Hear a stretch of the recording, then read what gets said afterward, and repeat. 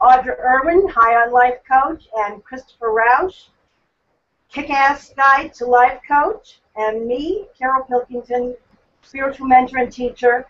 And we're here to talk about acceptance today. It's a big, big question that I'm sure that there are a lot of people out there are wondering how to bring more acceptance into their life. So without further ado, I'm going to start with asking my friends here about what they experience acceptance to be and their nature, what acceptance is in their life. So, Chris, would you like to kick us off? The kick-ass guy gets to kick us off. Sure.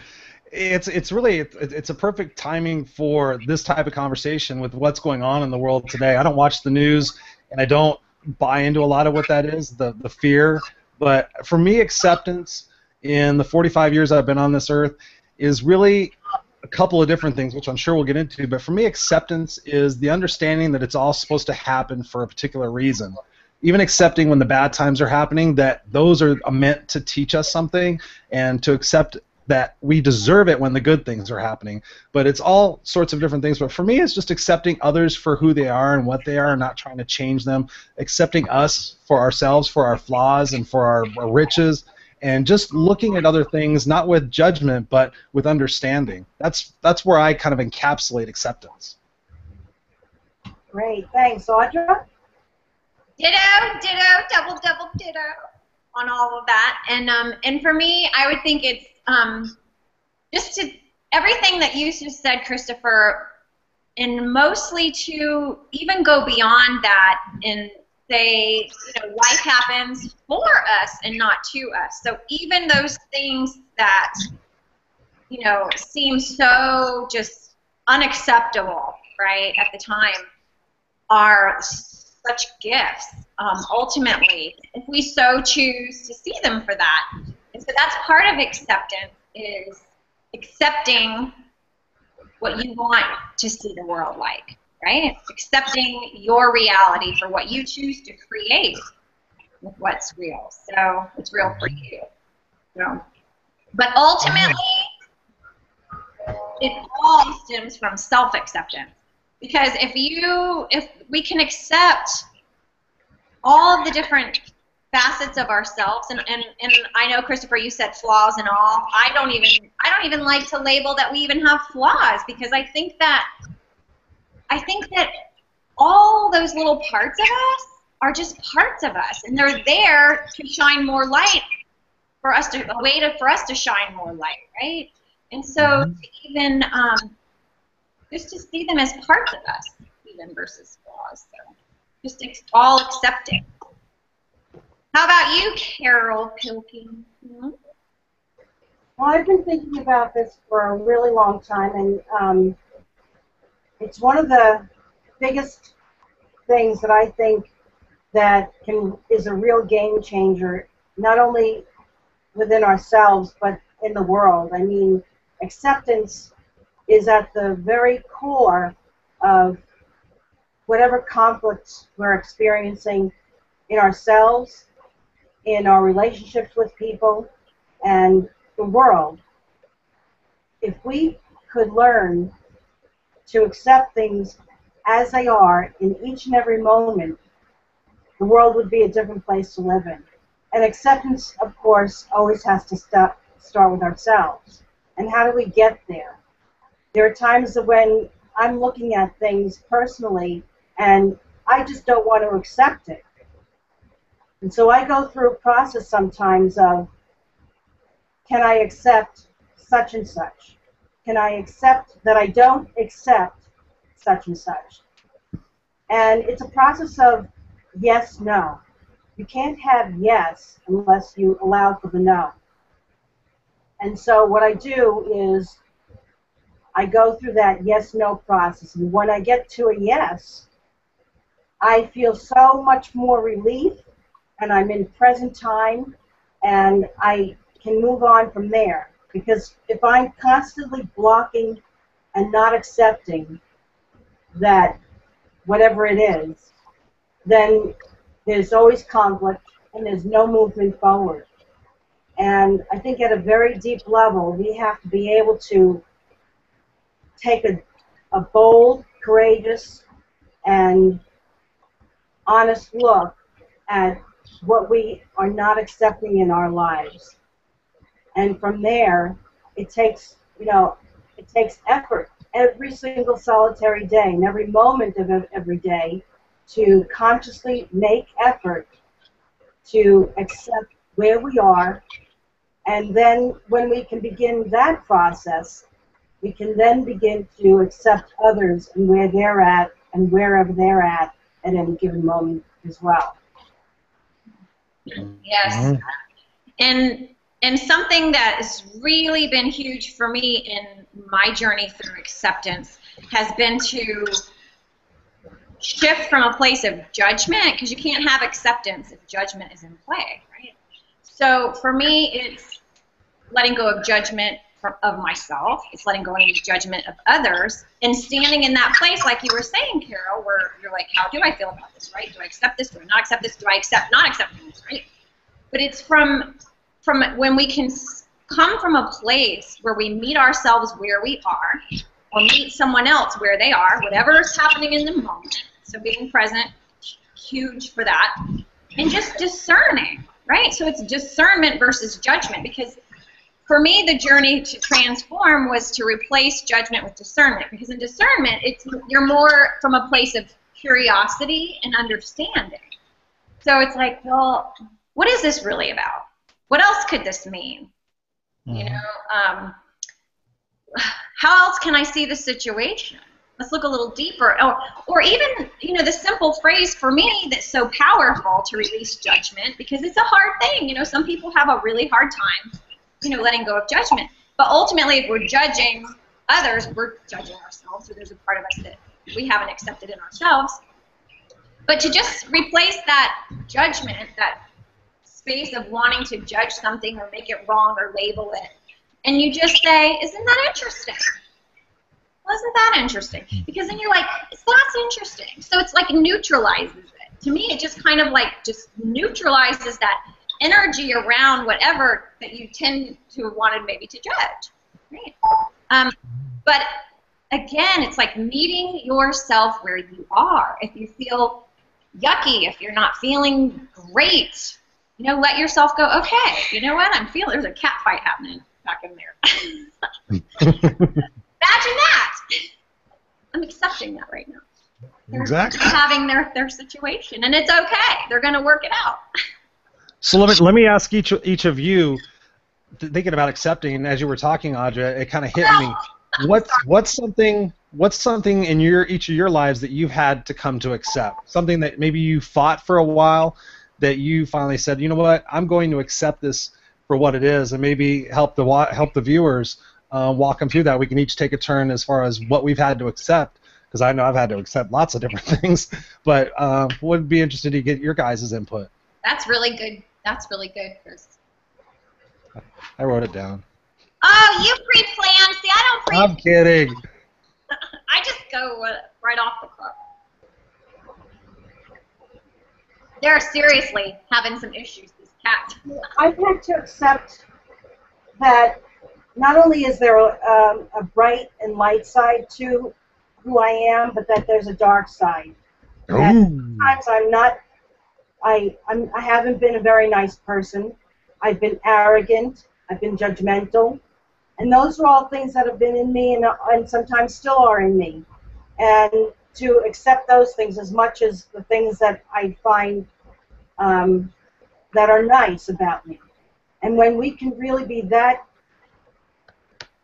base and very honest with ourselves and what we have inside us, and know that they are there for everybody, it's a universal thing, then I think that's a starting point to really being able to look within ourselves and within myself of the things that I don't necessarily like about myself.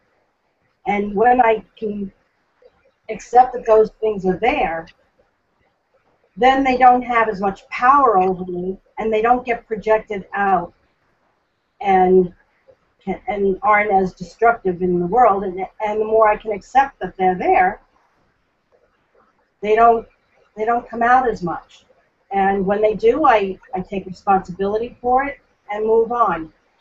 So, for example, there was a time in my life when I felt that I needed a lot of attention.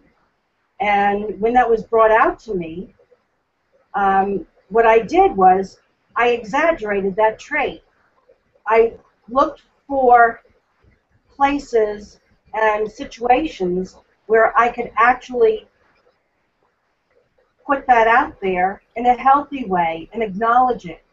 It's something that I was taught a long time ago. When you acknowledge something that you feel that you're needing and that you're lacking, then acknowledge it and exaggerate it, but do it in a conscious, healthy way. And it no longer has the power over you. So, for instance, I decided that I was going to create a networking group, and I was going to lead it. Now, that's not my greatest joy, being up in front of people, but it was a way for me to gain attention in a very healthy and easy way. I was on this stage, and I was controlling it. And so, as that occurred more and more, that need for attention dissipated, and I could just be and allow for others to, do what they needed to do. And I think that's a really important thing to acknowledge in us, with the things that we don't like. Because what we don't like, as you were saying before, Audra, we project out, and we also have judgments about it for others. So that's what has happened for me, to be able to really acknowledge the darker side of my my personality, because I know, and I've learned to know from experience, that's not really who I am. And to just allow it to be and work through those things that bring up that neediness. And it kind of just has lost its power over me over the years. That's good. That's part of what I found in what you're talking about, Carol, and thanks for sharing that with me, because we all do have that. Some people try to say that they don't, but the first step I found is once you recognize it, you take away a lot of its power. So I think that's perfect, because you're like, okay, yeah, I am like this. I don't like to be like this. I can do things differently to be not like that, but I'm cognizant of it, and that's half the battle, because most people say, oh, I'm not like that. I'm not like that. A bunch of crap. For me, what I've had to accept is getting older. That's been an interesting opportunity for me in the last couple of years. I'm 45, and when I was younger, I used to say age is just a number. Age is just a number. Get over it. You're as young as you feel, and all that other stuff. But as you start getting older and you start realizing, you get to different birthdays, and for different people it's 40 or it's 45 or it's 50 or 60 or whatever it might be.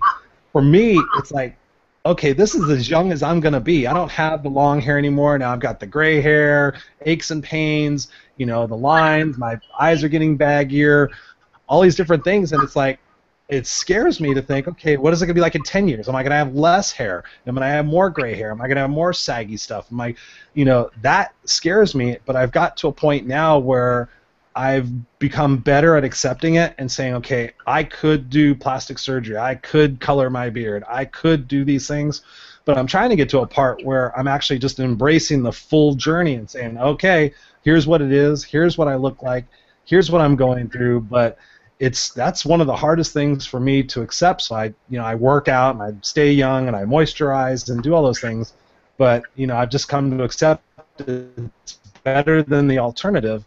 It's definitely an ongoing challenge. Yeah. Audra. Carol. Actually, a couple things. Well, one, what you triggered a thought for me when you were speaking, Carol, about acceptance. But I believe that if what you don't accept, your pendulum will swing the other way.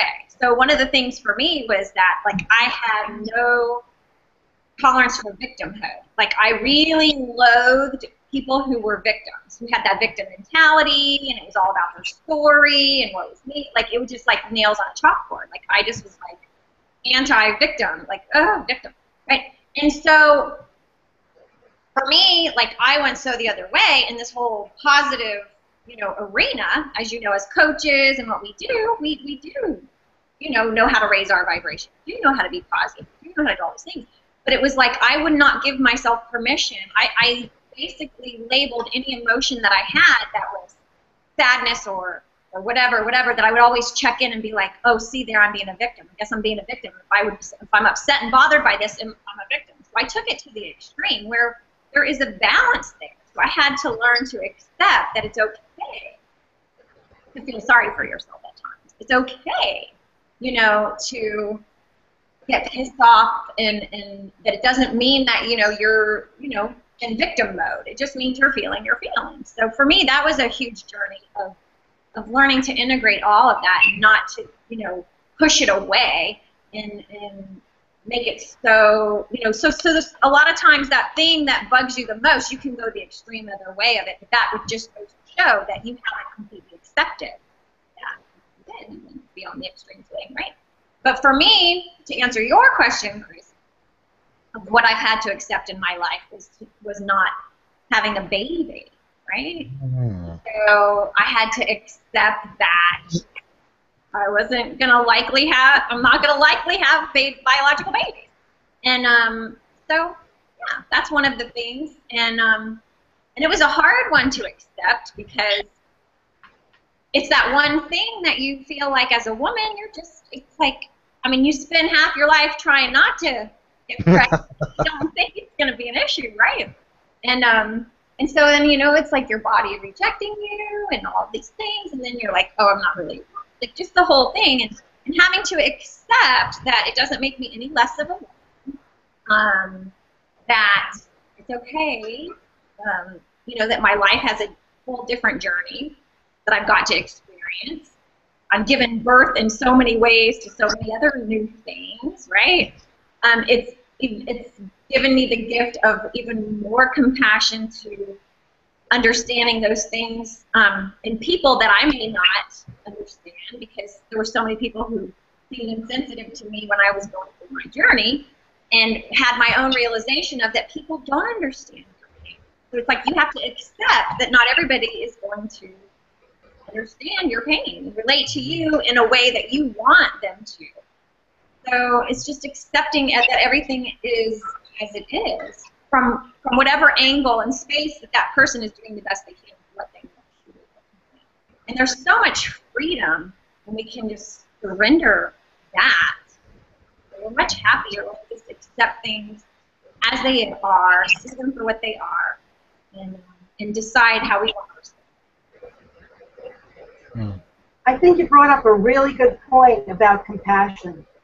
I think it's one of the misrepresented things in nature of acceptance. We have compassion for others, but we often don't have compassion for ourselves.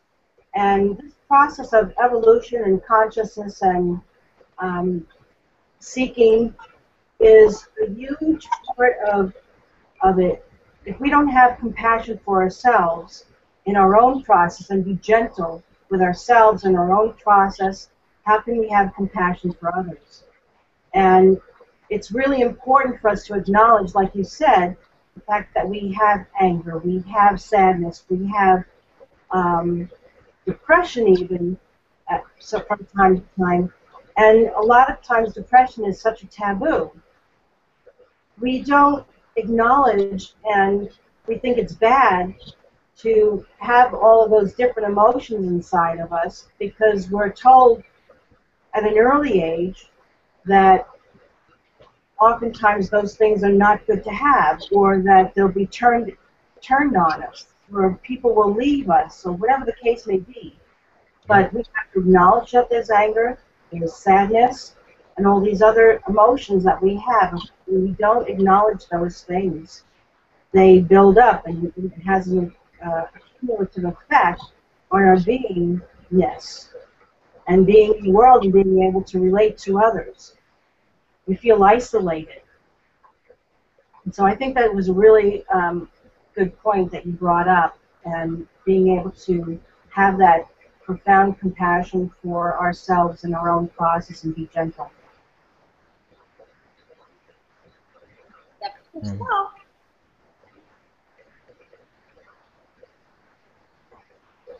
You know, it was interesting too because I thought how ironic when we went to do this hangout last time, and the topic was acceptance, and we were having a challenge with our technology, and it was like, well, isn't that interesting? Again, there's my phrase. It's interesting that would be, you know, we would be having technical challenges, and that we had to accept the fact that our hangout wasn't going to happen that day. Mm-hmm. Really?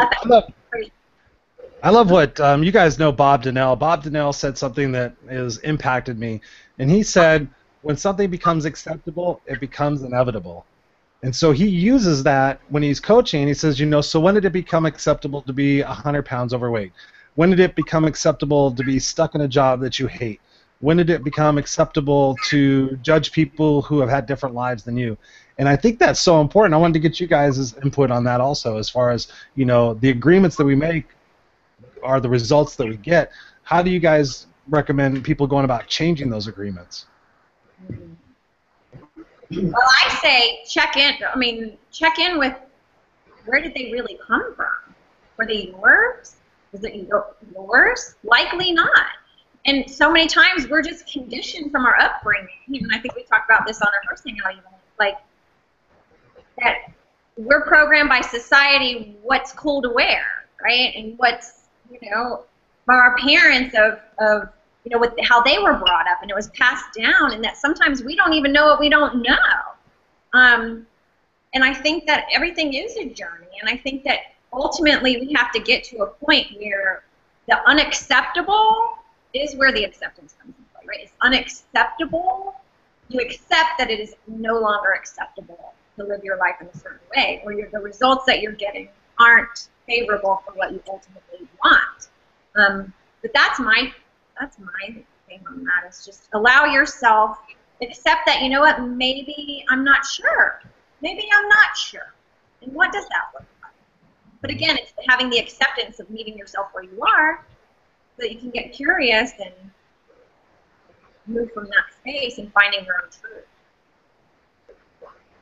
I agree, because if we can't accept that those things exist and that things are the way they are, that's the first step in being able to go to the next question of what's the nature of my not being able to move forward, to be in the world in a certain way. And the bottom line is fear, which is another great subject that we can talk about sometime. But acceptance of where we are in any given moment leads to the ability to possibly ask the deeper question of what's the nature of the fear that's causing this to occur. When we go deeper into our fears, we see that sometimes they're not as big and monstrous as they are to us, because we're beginning to look at them. The moment we start to look at those things in an honest and courageous way, they start to lose their power, and their fears, the fears are accumulated over maybe not even just this lifetime, but over lifetimes. You know, some people might be out there that don't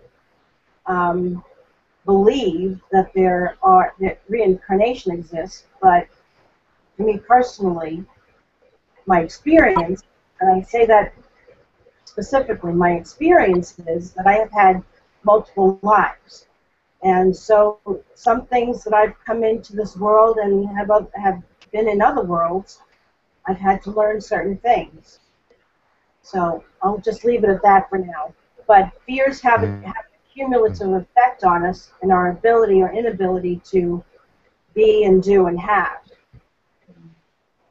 That just spawned a thought for me in acceptance of that we all have certain needs that we have to meet. And in, you know, being part of Tony Robbins' world, Tony talks about the 16 needs, and that we all human beings have the same 16 needs. But usually there's two that are driving our bus. The two are two main human needs, and it's different for everybody. But I think in a lot of times those needs get met by not the greatest ways, right? People who, get smashed, it's like they're meeting their need to feel, uninhibited probably, or they're certain they're going to feel a certain way, or whatever it means for them or that. But I think that goes into acceptance, for accepting that, what, these are your core needs. And how else can I meet those, right, that are more acceptable to me?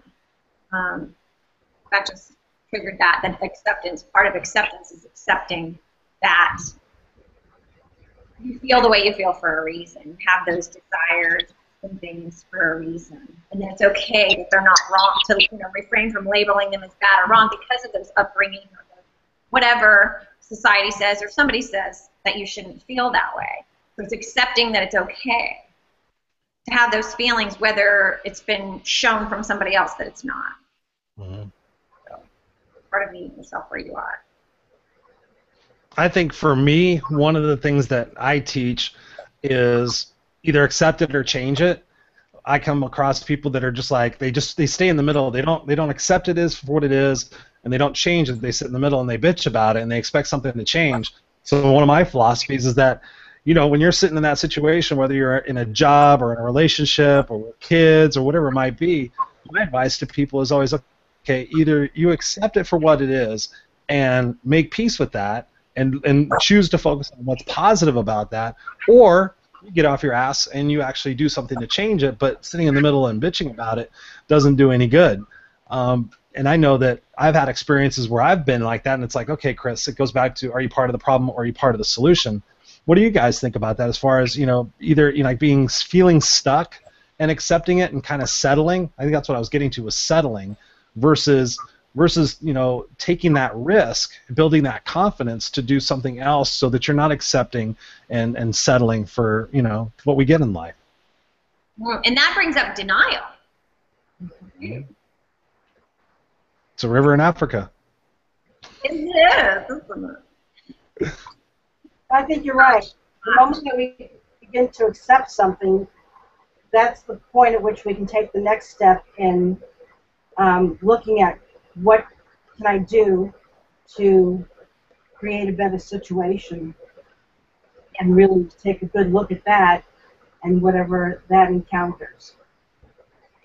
Yes, and because that just, from even my own personal experience, thinking, okay, when did you get to the point where you finally left that situation? Like, what was that for you? And it was like accepting that was not going to change, right? Accepting that, yes, I did everything, in an effort to make it different, and it's still not going to. And is that acceptable to me? So again, it's like, is that acceptable? It gets to a place where, is it even acceptable anymore? But first, you have to accept, see things the way that they are, right?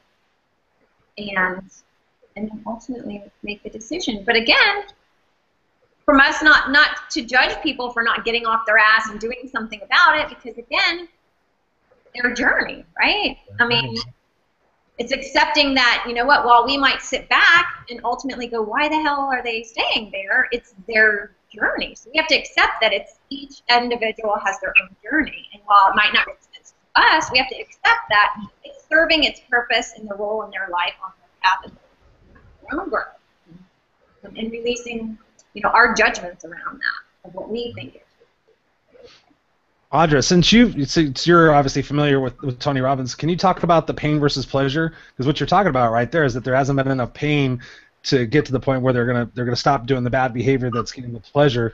Can you talk a little bit about that? Because I think that for me that was instrumental in finding out, okay, I need leverage to stop a bad behavior before I have the consequential pain. It's like, okay, if you keep drinking a fifth of vodka every single day, then you're going to die. So now I've created this leverage in my mind that says, okay, I'm not going to do that. Can you talk to us a little bit about how Tony teaches that in a little bit more detail? Well, everything is about, it is the pain gain model, right? So it's like, what is it costing you? What does it look like if it continues? What is your threshold for that pain? What does that look like? What needs are even being met for you, right? That you're still ultimately there.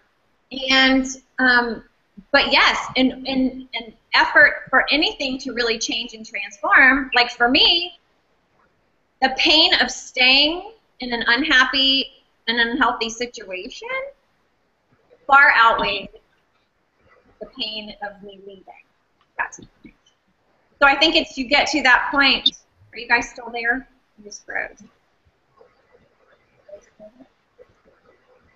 Oh, sorry. You guys like froze up. I don't know if we were still there. Sometimes we do.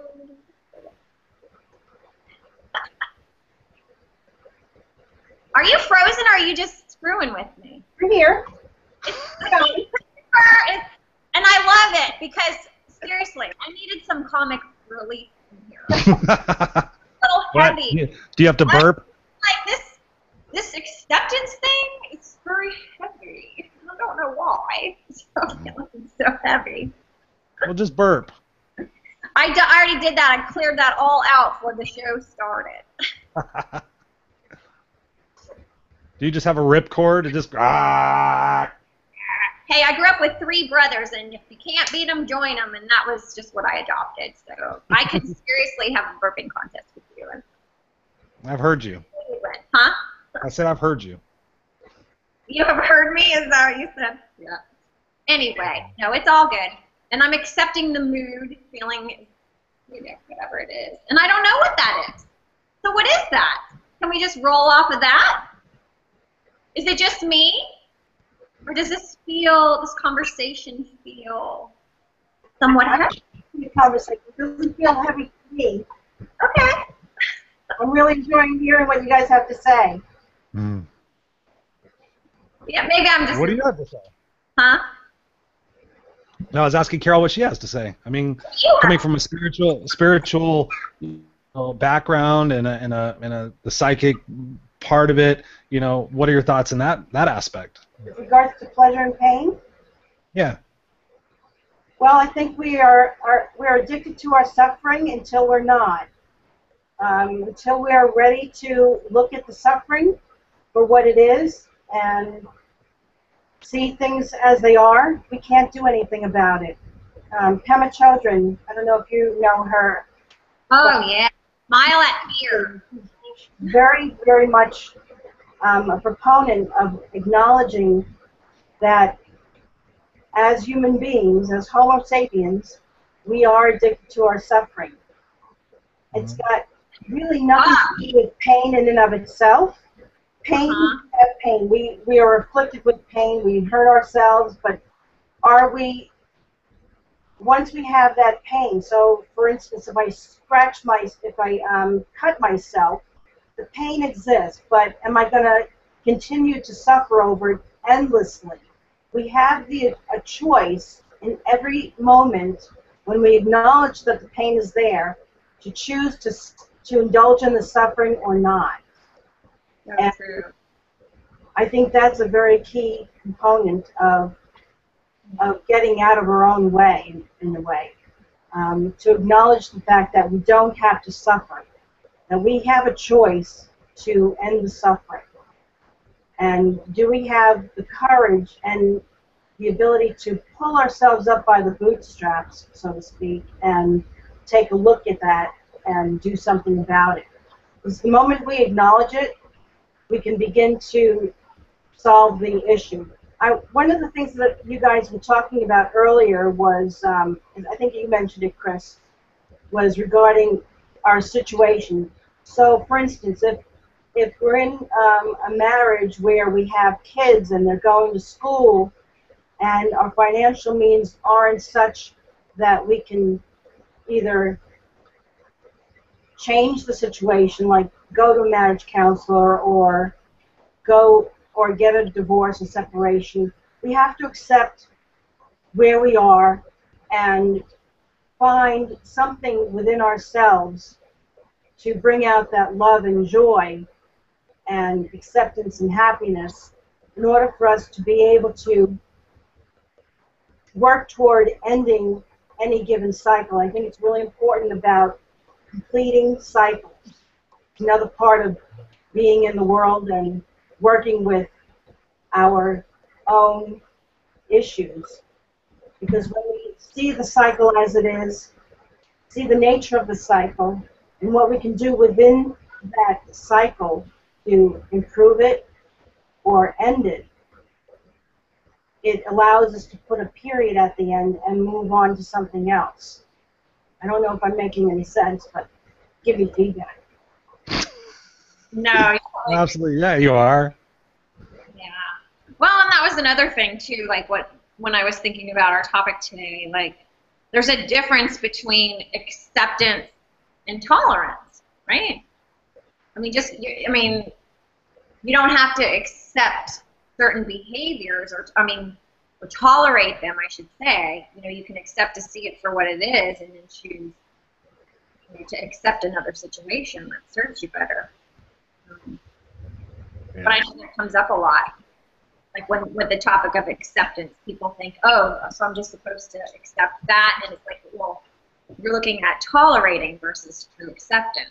True acceptance is seeing it for what it is without the charge around it, discerning that you have a preference and move towards that preference. Yeah, I think for me, one of the things you just touched on, Audra, that made me realize is I was just having lunch with a mentor of mine, and he was all, are you listening to what's going on in Benghazi? Are you listening to what's going on with Ebola? Da, da, da, da. And I was like, no, I don't watch the news. I don't watch the news in 3 or 4 years. I don't follow politics, because I saw myself watching the 10 p.m. news every night. Okay, what's going to happen today, and what bad stuff is going on, and what can I find myself bitching about? And I found myself every night doing that, and it was like I had to come to the realization that, again, accept it or change it. I wasn't going to go march on Wall Street. I wasn't going to go sit Indian style in a park and say, no, we're not going to do this anymore.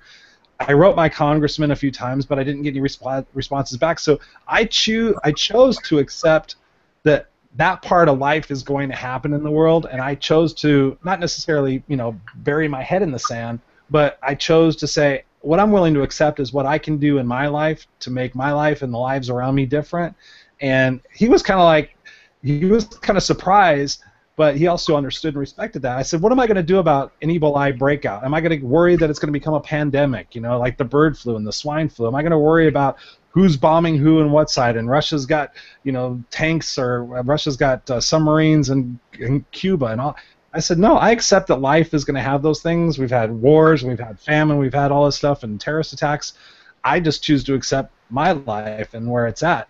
And he was kind of like, that's kind of cool. So something I wanted to share.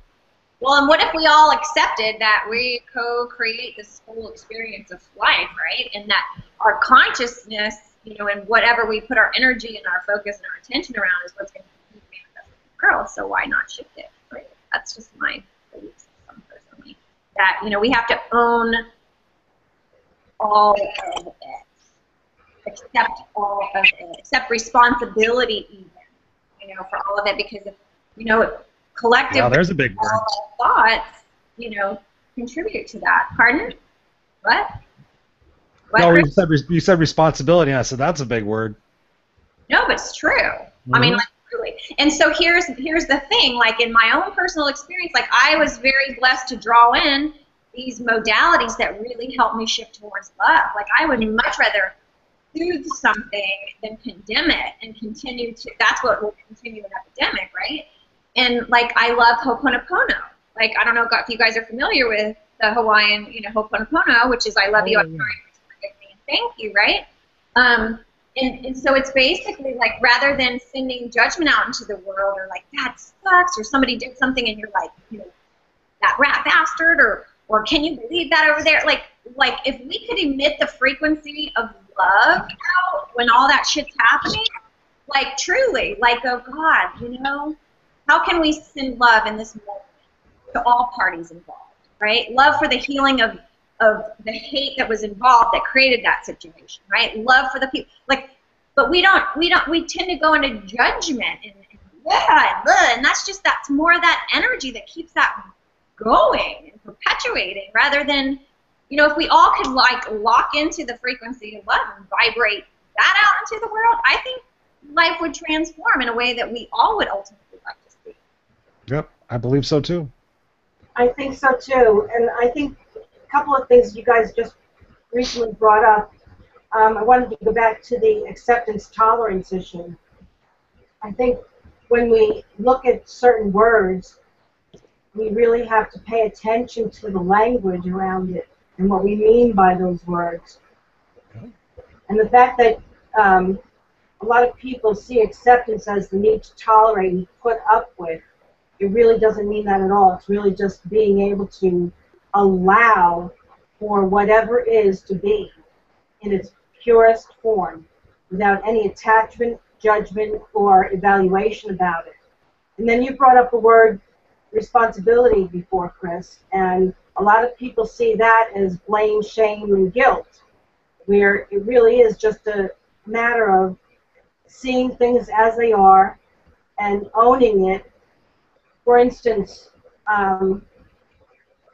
years ago, I was told that even though all these things that I've experienced throughout my life weren't necessarily my fault, but they're something that they're things that are in me already, and I just have to own them, look at them, and accept them. And from that point on, I have conscious choice as to what to do with it all. So I think responsibility and these words that we use, sometimes we use them in such a way that we're not always on the same page as to what they mean. And I think those are really two things that you guys brought up before. And I'm accepting responsibility that I was a little bit not responsible and didn't charge my computer again all the way. Nice. Hey, I just own it, and it's all, and I accept that it's all perfectly fine. Yep.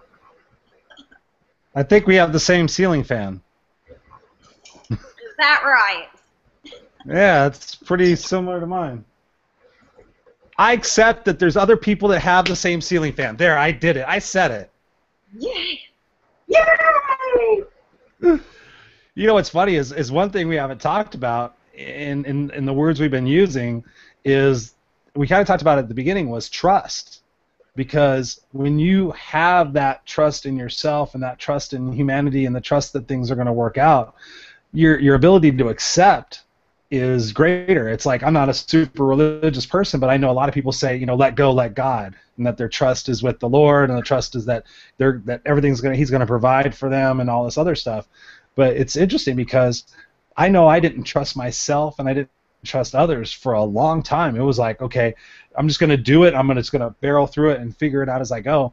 And then I started realizing, just because one person has wronged me in my life doesn't mean I'm not going to trust other people.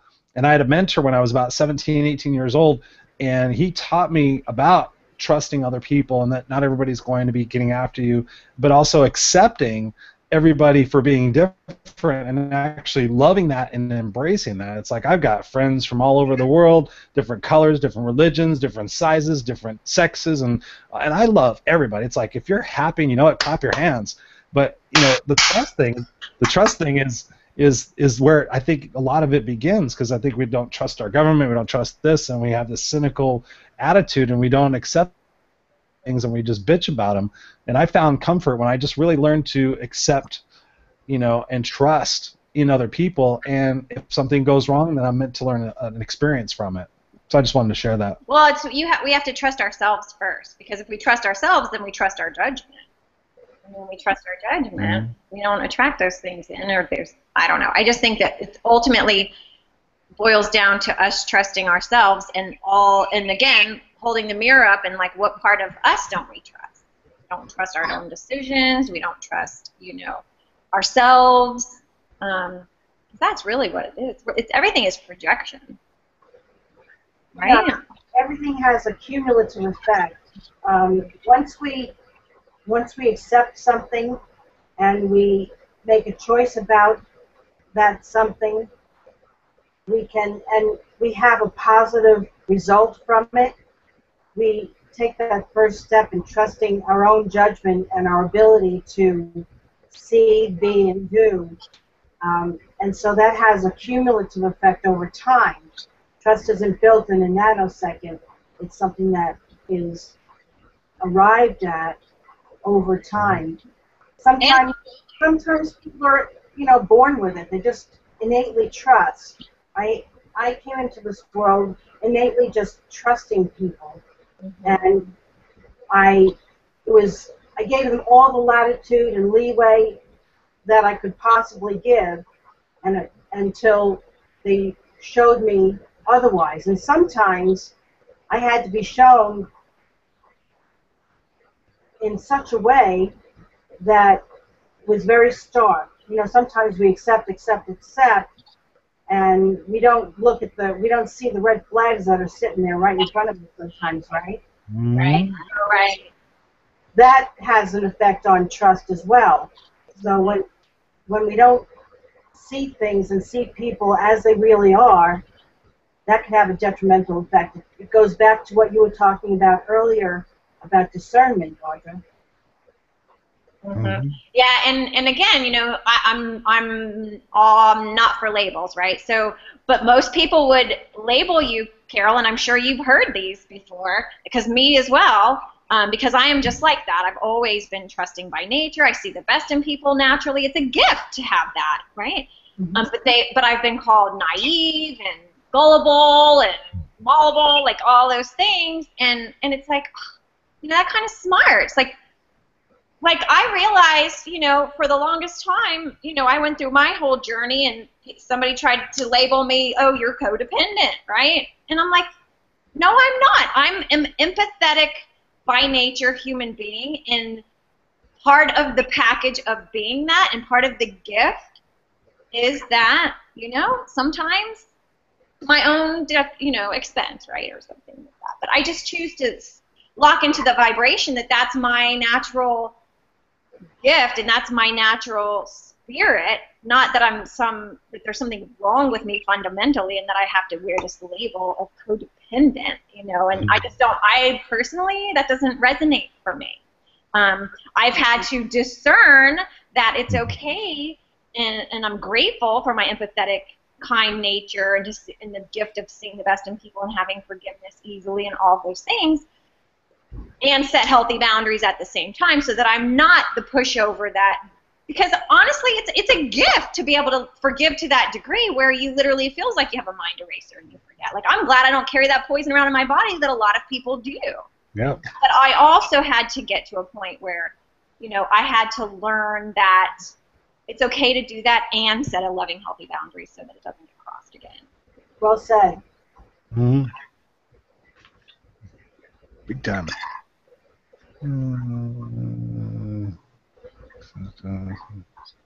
What are you?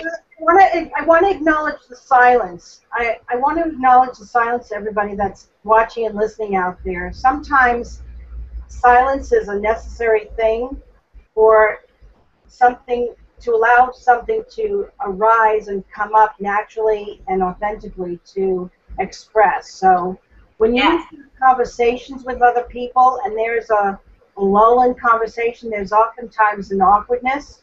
Allow for that silence, because it's an authentic way of being. We can't always be gibbering and jabbering about stuff off the cuff, because then it's just chatter, right? So acknowledge the silence, allow it to be. It'll make the flow of whatever you're conversing about more natural. So I just wanted to put that out there. That was good, Carol. I like that, and it actually gave me a space. It created a space for me to have this curiosity of why did I feel that this was a heavy conversation, right? You know, because I was like, why did I feel that this was so heavy, right? And again, because possibly, like, you know, it was those things that, you know, we've had to overcome and accept are things that we continue to have to accept, right? Like me talking about my infertility and those various things. Like sometimes you may have accepted it and you may have, you know, but it's something you continually accept at times, right? And so I was thinking really honestly, because that's how I roll, you know, like I want to check in with me and go, okay, how can I learn more and be curious about me? And I think maybe that was what was true. And again, I want to share that because sometimes you've accepted things, but sometimes things bubble up or they surface and you don't know. You're like, wow, I thought I had healed that, or I thought I had moved on with that, and here it is showing up again, right? So you have to just accept that as well, that that's part of the process. That true acceptance is just accepting that, you know what, it may be something that always shows up and always has like a hurt. Like with people that we love pass away, you know, we have move on with our lives and things like that, and we grieve, but and you accept that they're no longer here, but there'll be times when you're like, gosh, I really miss them, and that might surface for you. I don't know. That's just. That's so true. I think that there are many levels of acceptance of the different things that are in us, and when we're ready to go deeper into the nature of whatever that might be, then we're ready, and we can look at it and accept that, and accept that, and accept that. There are so many layers to our psyche that we have to acknowledge and allow for. And when we think of those things, oh, I'm not done yet with that, something to accept and acknowledge, not to feel bad about, not to beat ourselves over the head about, but just, I'm not done with that, got it. And accepting that our timelines are our timelines, not what society says they should be, right? Right. So, I mean, we were having a call about this the other day, about grief and unresolved grief and things like that, and it's like society, you know, they all, it's like who they say, who the hell is they, or whatever, but it's like we exactly talking about the passed down stuff, right? We've been gifted with the rule book of here's the parameters, you know, and it's like, okay, if your pet passes away, you have a week. You should be over it in a week. Or a loved one passes away, you got about 6 months, or whatever that is. And it's not true. That we have to accept that we meet ourselves where we are, and that accept that maybe for you, you know, it's something that takes you longer to move through, right? And that it's okay, that we don't start feeling bad about ourselves because we think, according to so-and-so, we should be over it by now, right? So that's part of acceptance, too. Accept yourself. Meet yourself where you are. Accept your terms. Accept your truth. Accept yourself 100%. All of it. And accept, really, the thing you just touched on, Audra, that kind of reminded me about something, is accept that we're going to change. And, you know, I still love heavy metal music, and I still do all sorts of stuff. But recently I found out that I don't like, it's a weird thing to just bring up, but I don't like working on cars anymore. And I'm bummed that I don't have that same drive that I did when I was 20 years old to go spend 8 hours working on my car. And I've just had to recently accept, I'm like, maybe I love doing the motivation things so much more, and I love doing so many things that can impact people's lives, that's just become something that I'm not into anymore. It's kind of scary to say, because I used to love to work on cars, and now I've accepted it's like, no, Chris, now you're at a point where you pay somebody to work on the car, and it'll get done right, hopefully. It'll cost more money, but accept that was then and this is now. And there's a movie from the 80s out there called That Was Then, This Is Now, and it always reminds me of, you know, some people say they can't change. It's like, well, I've always been like this. Well, it's okay to accept the fact that you're going to change, and you're not going to listen to the same kind of music for a while, or you're going to like salads now when you didn't like vegetables, and to embrace that. Yeah, but you just hit a key thing, too, that that comes up a lot with my clients and the people that I coach and whatever. And it's scary when you become unrecognizable to yourself, but I've always been that way. So you know when you're growing, right, when you are transforming and you are growing, you get to this place where you're like, caught in the middle because you're not who you used to be, and you're not quite where you want to be, because it's almost like you're on a tug of war between your old me going, wait, we've always done this, we know what to expect, there's that level of certainty that's comfortable and safe, boring, but yep. And then the new future of over here, like, I'm not sure, and what if it's all, you know, what if it's not all that we think it's cracked up to be, or what if, you know, so you're in that uncomfortable space, but so yeah, that's very real. So you have to accept that it's okay that you almost grieve even. I know I personally did when I went through my transformation process, where like I truly don't even recognize that person sometimes at all, like, wow, you know, because of my level of growth. But I remember being in that painful metamorphosis cocoon phase of who will I be without my story? Who will I be to not know this? This is how I always roll, and you know, at least I knew the result and what was going to it was going to be, and that was me, right? I mean, basically we formed that as our identity, and so it's like this transitioning out of one identity into a new identity of who you really want to be, and ultimately are truly at your core. Right?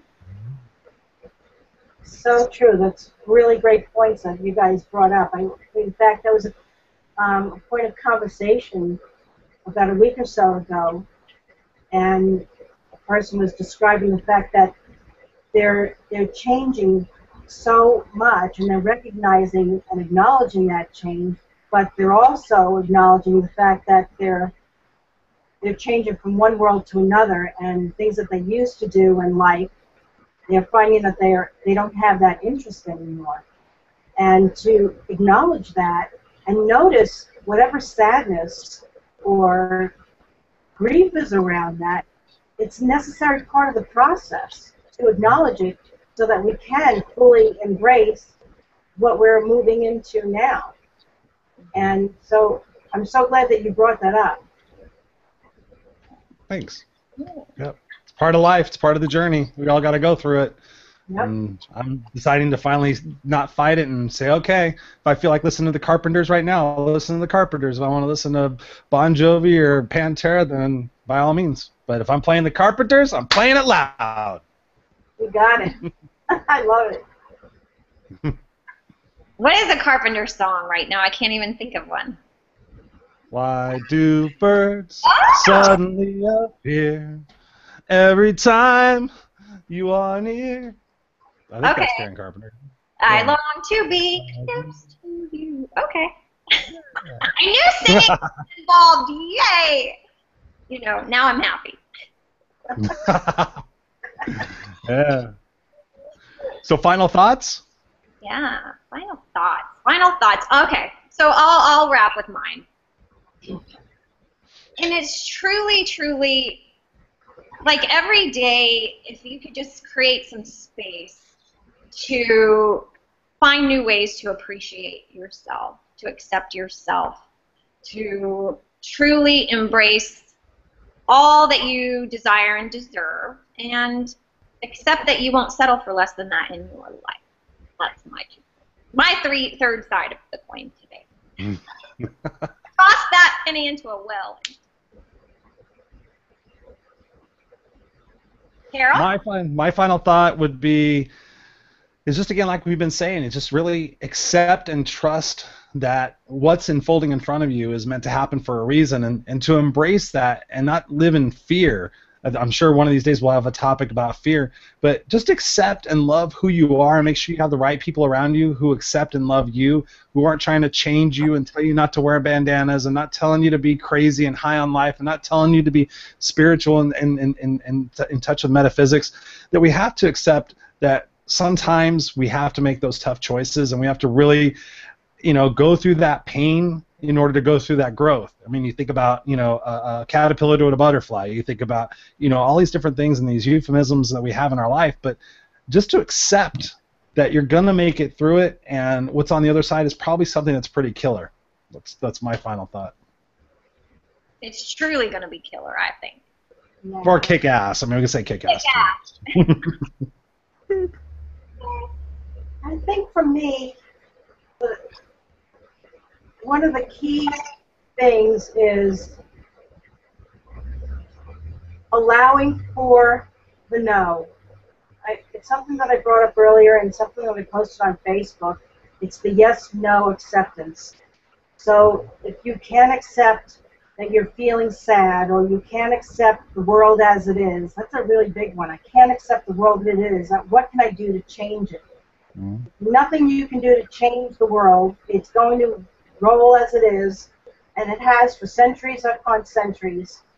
The only thing that you can do is to begin to be conscious and aware in every single moment of your own process and where you are, and begin to accept those things that are happening right here, right now, and to accept even those things that you cannot accept. Because once again, as you get to the acceptance of the no, there's a yes right after that.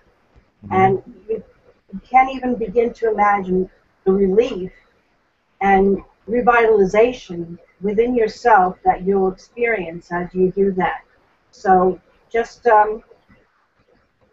wanted to say thank you. I absolutely love this conversation that we had. I love you, Audra and Chris, and Love you I'm too. looking forward to our next topic, and we'll keep you posted on what that might be. We're going to go off air in a couple of seconds and discuss that. So have a great week. We'll see you in a couple of weeks, and take care, everybody. Peace Thank you out. guys for showing up. Thank Rock on. Bye.